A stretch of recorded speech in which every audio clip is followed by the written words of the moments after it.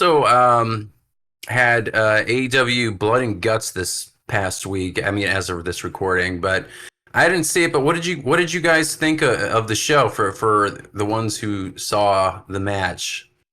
Did you guys? We also posted a story for people to rate the specific Blood and Guts match. I think 3 stars is the average on there. There was someone I think who posted 2, and then another person posted 4. But what did you guys think of the Blood and Guts match? Did you feel like the way that they built the match, the way the pacing and all that kind of stuff? Did you think it was entertaining? What did you guys think? It was cool. I mean, it's kind of hard to get into one of those when it's like a TV match, but other than that, I don't know why I Blood was and under the impression it was a fucking pay-per-view at some point. Was it not a pay-per-view like 3 years ago or something? I I think they just swear. got commercial break, or like they would just go no commercial. Maybe that's That's a what it fair was. assumption, though. I mean, I thought too originally it was gonna be a favorite too. And, like something like that, like okay, with that name, It's just they a obviously special, need to have a little bit more. it's a special dynamite. That's all. Yeah. Yeah, I mean, from the clips that I saw, it looked pretty wild. They had Jack Perry strapped to the cage, and they did a chair shot to the head. They're gonna light them on fire. I saw the gasoline, but they didn't do anything, right? I mean, it was probably water. I hope it was water. No, that's how he got his title match and his That's how Darby Allin got a title match out of it. He got a title match and they quit because he was gonna put him on fire. Not a crime at all on TV for the crime counter. That's what we should also have, like What Culture with Simon Miller. He's got a crime counter for certain segments of his ups and downs. But Like committing Yeah. a crime? yeah, setting someone on fire on live TV. Oh, So okay, right. or like threatening that you're gonna kill them or break into their house. Like when they have like segments like that, he has like a crime counter that goes Here, up. commit a crime. Yeah, exactly. Thanks, Tony Khan. He's So handing him the yeah. gasoline. Well, Chris, what did you think of the war games slash? Well, it wasn't, I guess, a war games rules, was it? Like they weren't like, Pretty okay, much. now we start the match. It's pretty much War Games, but blood and guts. yeah. Yeah, because it was like one person at a time coming in, and then when everybody came Okay. in, it actually started. So it was war games. Yeah, Yeah. no, it was What did good. you think of the match? That coffin drop from the top of the cage onto the table, that was a pretty sick spot. Yeah, I feel bad for his back and neck because that shit went straight to the mat. Right. Mhm. Yeah. I mean, I think he Okay. tucks his chin. He tucks his chin. He goes like, ugh. So hopefully he didn't get Yeah. too much of a Kinda ricochet. Yeah, I mean that looked like a wild match, but we're currently talking about AEW, and our first segment talks about specifically MJF. He had a interview with Sports Illustrated not too long ago, this past week, where he boasted about carrying the company on his back for the past 5 years. He's been without. He did have an injury for a while, and he came back during Double or Nothing, right? And that's where he showed the tattoo on his ankle about betting on yourself, the crappy tattoo with the uneven poker chips. So in the Sports Illustrated interview, he talks about carrying the company on his back. He says, quote, "I've been carrying this company for 5 years on my back. People need MJF. It's that simple. This company needs MJF. Fortunately, they've got me. What's this company without MJF? It's boring. This is the most people have talked about my company in months. Thank me later. If you're not going to give me my just due now, you'll have to when it's all said and done. I'm the most interesting man in professional wrestling. I've been that way since I laced up a pair of boots. There are 2 types of people. The ones who admit I'm probably the greatest overall package in the history of the sport, and then there are people who want to pretend they know better. They won't admit what's right in front of them. For years, people said John Cena was not the GOAT. They said Randy Orton was boring. Interesting, he talks about the 2 WWE guys. those people actually exist in the world. Those are the type of people who see mediocrity when they look in the mirror, and you can quote me on that. So I kind of wanted to bring this specific segment up. First, like your initial thoughts about what he said, and do you feel like what he said is accurate when it comes to him and AEW? And obviously, like I feel like he was in character, and very rarely I feel like he breaks out of actual character when he does interviews, or when he is interviewed, like whether it's like an indie interview, whether it's in a magazine or what have you. I feel like he always stays in character and rarely I feel like gives a truly, I don't know, candid opinion. Like maybe it's candid, but I feel like there's still like that extra layer of just like heelness. Yeah, that's why I feel like it's potentially work. But what do you like? Let's pretend it's true. What do you guys feel like his comments are accurate? Do you feel like it's boring without MJF, or has his time passed? Or it's interesting with MJF, but even if he's gone, it's still pretty interesting. I think things just stay interesting. It's just like WWE. If somebody disappears, like the whole show goes on, and people step up 9 times out of 10. Yeah. Like his gap was kind of like where they debut Okada and Ospreay officially as an AEW wrestler and all that stuff, and I feel like all that happens with or without him. He's probably one of my favorites to watch, but like, yeah. Across all promotions, would you say? Yeah. I agree with that. I agree. Yeah, I agree too. No, it's a good interview. I mean, it's just obviously he's in character, but without like being in character, AEW is still, a decent product. They got great talent and stuff, but without him, like it's definitely a big carry without him. I'd say. But no, it was a good interview. I like I kind of like a lot what he has to say. To be honest, in general, I like listening to MJF. Because good interviews, promos all around. Yeah, Curtis. More like mid JF. Yeah, I'm starting beef with his ass right now. You clip this shit, you send that shit to him. I want to see what he says. But with your Kratos makeup. That's right. I'm gonna wrestle in this shit. He'll probably dunk on you if you tag him. Good. But nah, I mean, like, he's great. I mean, is he as great as he says he is? I mean, I think there's some exaggeration there, but I mean, he can't deny that he's a talented wrestler, and I think he's created a lot of interest for AEW specifically. Now, I don't know. I mean, he's back on TV. Are the numbers up? Like, Yeah. they are up. Yeah. I mean, if they are up, then I guess the proof is in the pudding.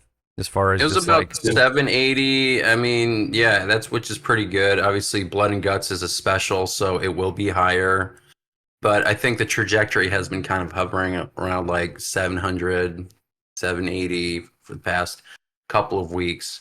Well, what do you guys think about the current like situation with MJF, like his current feud, the way his match that lasted an hour, and then he won the belt and then changed it to, is it North America or American? Just American Championship. America. With like the super gaudy American flag leather strap. Yeah. I mean, do you guys like that? Do you feel like it's like old shtick? Like, does it feel like just like the same MJF stuff? Like, do you feel like it should have gone in a different direction? Like, do you feel the luster has kind of dimmed a little bit? How do you feel about his latest iteration of his character? Pretty early. I mean, he just changed the belt, and now he's defending the belt in Rev Pro as well as CMLL. So like. Oh yeah. See how those go. He cut a promo where he was just talking about like he's finally going to Mexico and how he likes Mexico for food and vacation, but he's not sure about the wrestlers. And that.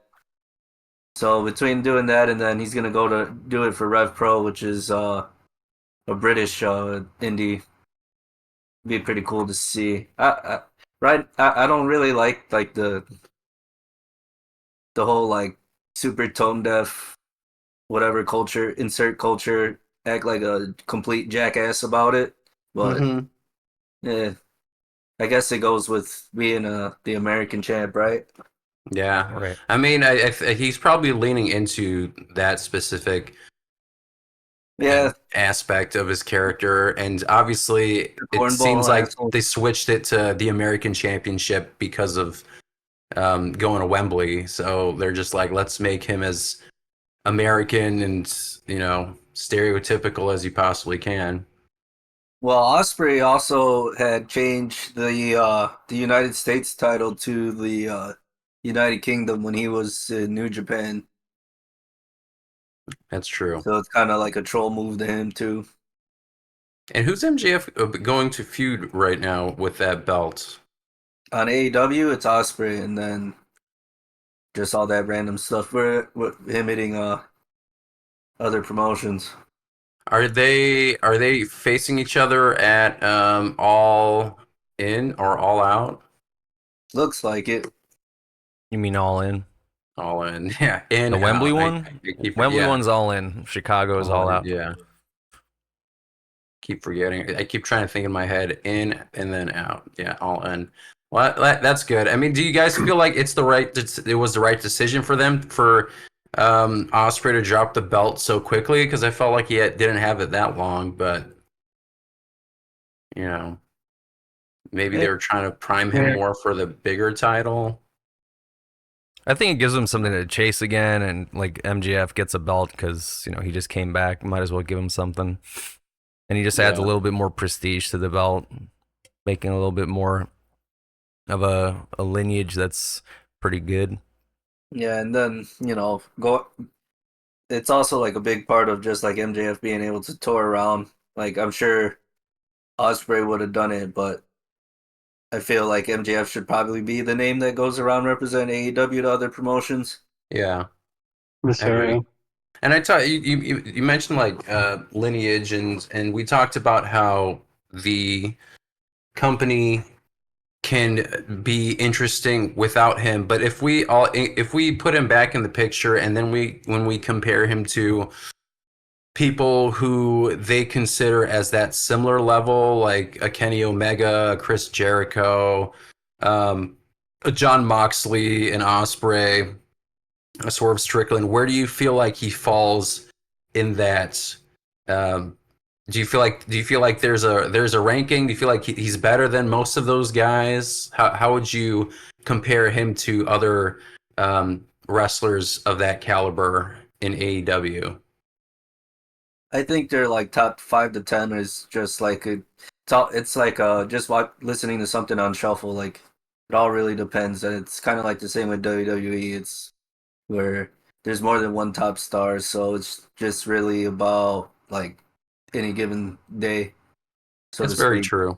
I feel like I mostly agree with that, but I do feel like there are people that are like, yeah, this guy is the guy, like Roman Reigns. I would argue, like, yeah, there are people who kind of like shuffle around, and depending on what the story is, like Sami Zayn at one point was super popular. Cody Rhodes obviously has the belt right now, and he had that giant skyrocket of popularity during this past WrestleMania season.